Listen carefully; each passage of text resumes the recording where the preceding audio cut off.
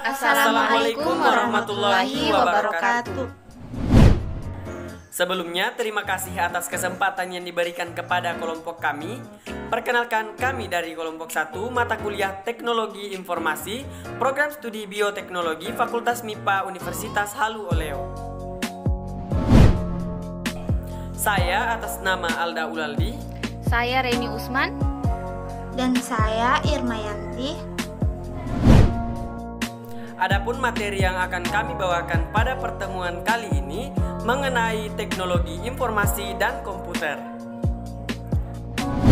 Adapun materi yang akan kami bahas pada teknologi informasi dan komputer diantaranya sejarah perkembangan komputer, hidup tanpa komputer, mesin pencari informasi, klasifikasi atau pengelompokan komputer, dan revolusi internet.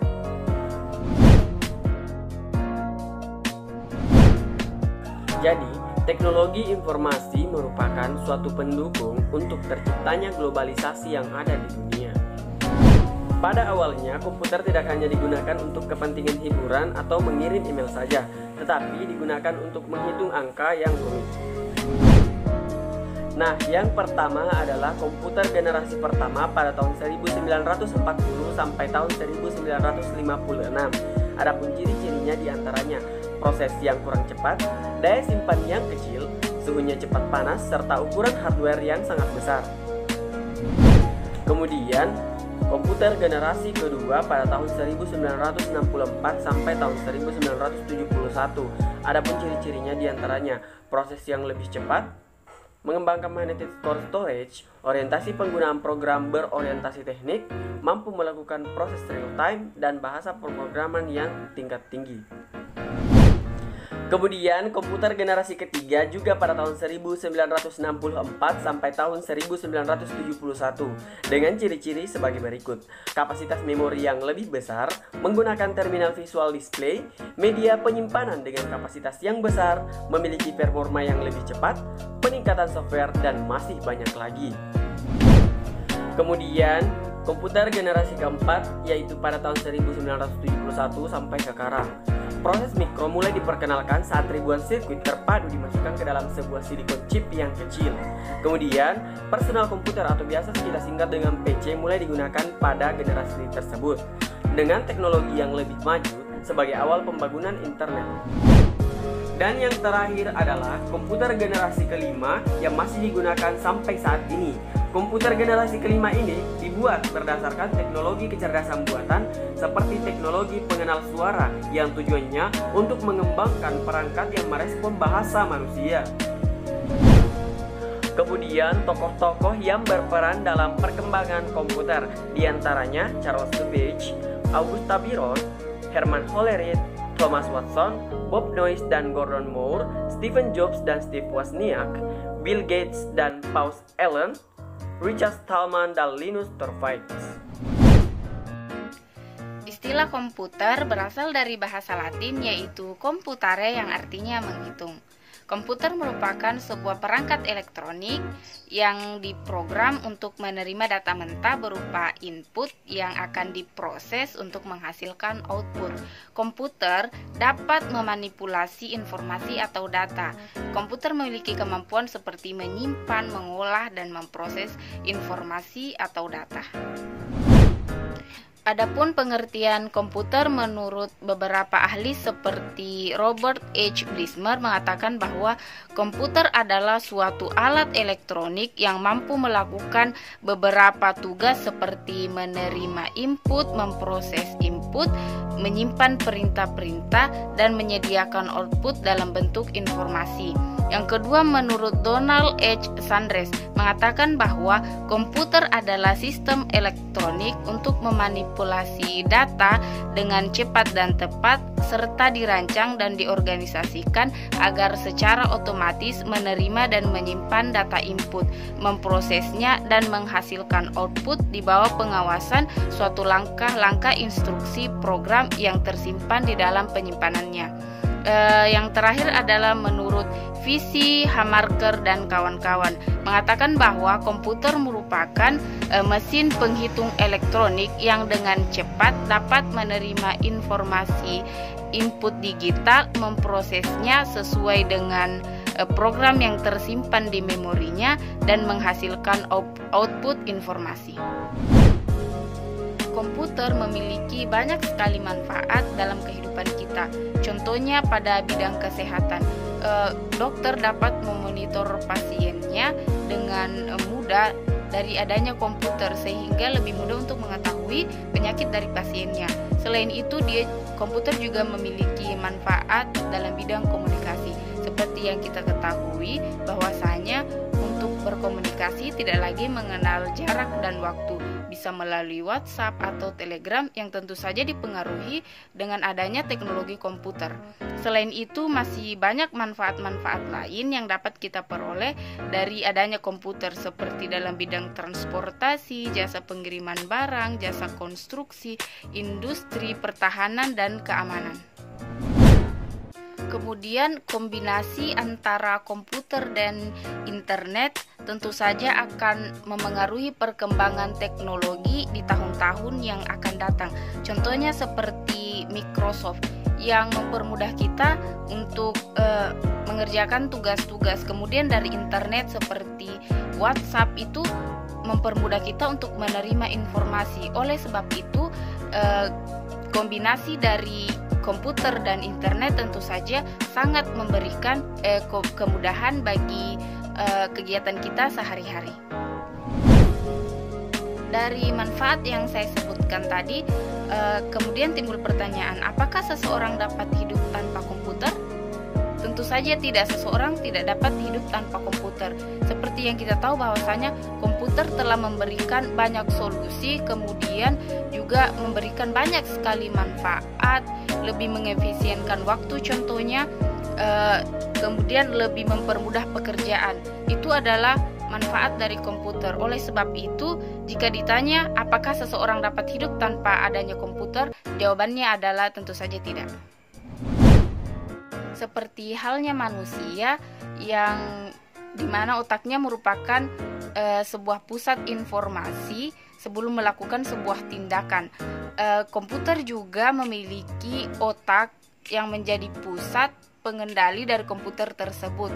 Itu disebut Central Processing Unit yang akan mengolah input atau data mentah yang dimasukkan ke dalam komputer, kemudian akan menghasilkan informasi berupa output. Central Processing Unit memiliki beberapa komponen dengan tugasnya masing-masing.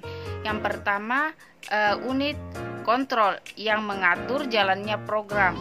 Yang kedua adalah register yang merupakan alat penyimpanan kecil yang mempunyai kecepatan akses yang cukup tinggi yang digunakan untuk menyimpan data. Yang ketiga adalah ALU unit. ALU unit melakukan operasi aritmatika dan operasi logika. Yang terakhir adalah interconnection. Interconnection itu merupakan sistem koneksi dan bus yang menghubungkan komponen-komponen internal CPU dengan bus-bus eksternal CPU. Klasifikasi dan pengelompokan komputer. Menurut data yang diolah, komputer dapat dibagi menjadi 3, yaitu komputer analog, komputer digital, dan komputer hibrid. Komputer analog merupakan komputer yang digunakan untuk menerima sinyal analog. Biasanya, komputer ini digunakan untuk pengecekan data yang tidak berbentuk angka. Sedangkan komputer digital merupakan komputer yang umumnya banyak dikenali oleh masyarakat. Data yang diterimanya adalah data yang berbentuk digital. Komputer digital biasanya mengelola data yang bersifat kuantitatif. Yang ketiga ada komputer hibrid. Komputer hibrid merupakan komputer yang memiliki kemampuan daripada komputer analog dan komputer digital. Komputer hibrid dapat mengolah data berupa data kuantitatif maupun kualitatif. Berdasarkan tujuan penggunaannya, komputer dapat dibagi menjadi dua, yaitu komputer yang bertujuan khusus dan komputer yang bertujuan umum. Komputer yang bertujuan khusus adalah komputer yang dirancang hanya untuk menyelesaikan masalah-masalah tertentu. Komputer yang bertujuan khusus biasanya digunakan di kasir-kasir supermarket. Sedangkan komputer yang bertujuan umum adalah komputer yang digunakan untuk mengerjakan berbagai macam pekerjaan sesuai dengan kemampuan dan usernya. Sedangkan berdasarkan kapasitas dan ukurannya, komputer dapat dibagi menjadi tiga, yaitu komputer berskala kecil, komputer berskala menengah, dan komputer berskala besar. Komputer berskala kecil merupakan komputer yang memiliki proses dalam jumlah yang kecil. Sedangkan komputer yang berskala menengah adalah komputer yang biasanya melayani penggunaannya pada terminal. Yang ketiga ada komputer berskala besar. Nah, komputer yang berskala besar sudah dilengkapi dengan perangkat dan software yang lengkap. Selanjutnya ada klasifikasi komputer. Klasifikasi komputer terbagi menjadi 6, yaitu yang pertama ada microcontroller. Microcontroller memiliki semua peralatan pokok pada komputer dalam satu chip. Yang kedua ada mikrokomputer. Mikrokomputer ini khususnya digunakan untuk single user. Yang ketiga ada engineering workstation. Komputer ini digunakan untuk menjalankan aplikasi yang biasa dipakai oleh para ahli teknik dalam melakukan perhitungan dan penyelesaian pada pekerjaannya.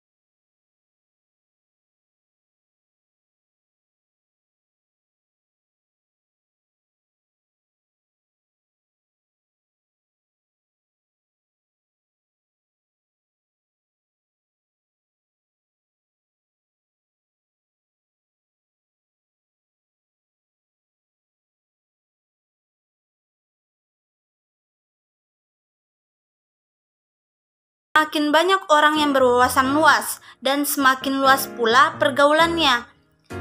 Namun, ada pula dampak negatifnya. Dampak negatifnya yaitu dengan adanya internet, maraknya kasus penipuan yang terjadi melalui internet dan banyak tersebarnya konten-konten yang tidak baik dengan beragam efek buruknya.